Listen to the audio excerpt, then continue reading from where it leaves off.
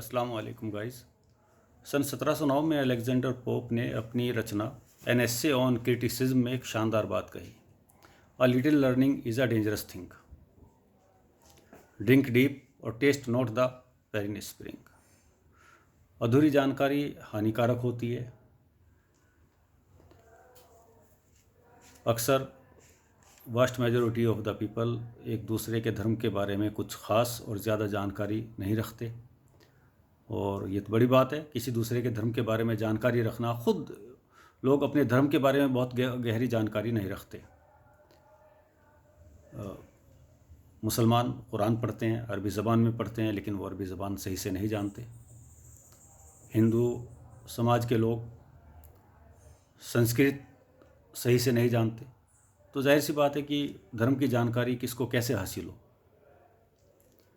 एक ताज्जुब की बात है, आपको नहीं मालूम होगा आमतौर पर उस बारे में, क्योंकि प्रैक्टिस में नहीं है वो। माना यह जाता है कि हिंदू समाज में एकेश्वरवाद और तौहीद की मान्यता नहीं है। एक तौहीद माने एक खुदा की, जैसे कि मुसलमान एक खुदा को मानते हैं, ला इलाहा इल्लल्लाह, ये कोई नहीं है सिवाय एक खुदा के, एक मालिक के। तो माना यह जाता है कि हिंदू समाज बहुत से देवी देवताओं को और भगवानों को मानता है।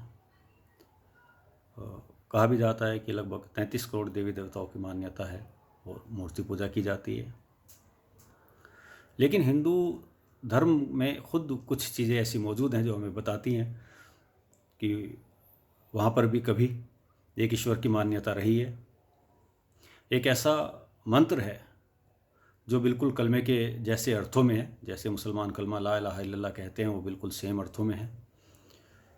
एको ब्रह्म द्वितीयो नास्ति, एक ब्रह्म है, दूसरा कोई नहीं है। तस्य न प्रतिमास्ति, उसकी कोई प्रतिमा नहीं है। यस्य नाम महर्षि है, उसका नाम महान है। हो सकता है बहुत प्राचीन कौम होने के कारण हिंदू समाज में शुरुआत तो इसी से हुई हो, एक ईश्वर की मान्यता से। लेकिन वक्त के साथ साथ बहुत सारी दूसरी मान्यताएं उसमें आती चली गईं और जुड़ती चली गईं। कुरान तो कहता है कि सब जितनी भी कौमें हैं तो सब का आरंभ जो है वो एक ईश्वर की मान्यता से हुआ कि एक ही ईश्वर है, एक ही मालिक है, एक ही परमेश्वर है, एक ही परवरदिगार है, सब उसके बंदे हैं, सबको उसी ने पैदा किया है, सारी धरती सारा ब्रह्मांड सब उसका है। लेकिन कौमें पुरानी होती जाती हैं, चीज़ें बदलती चली जाती हैं। और एक बात कोई कहता है और वो जब वही बात होते होते 10वें आदमी तक पहुंचती है तो वो कुछ और रूप ले लेती है। ये हो सकता है। एक ईश्वर को मानने का सबसे बड़ा लाभ ये है कि ये पूरी मनुष्य जाति को एक करने में सक्षम है। सिर्फ एक सूत्र ही एक ही सूत्र है पूरी दुनिया को, पूरी मनुष्य जाति को एक करने का, और वो है कि एक ईश्वर की मान्यता, एक खुदा को मानना कि हमारा एक ही मालिक है, एक ही परवरदिगार है, एक ही परमेश्वर है।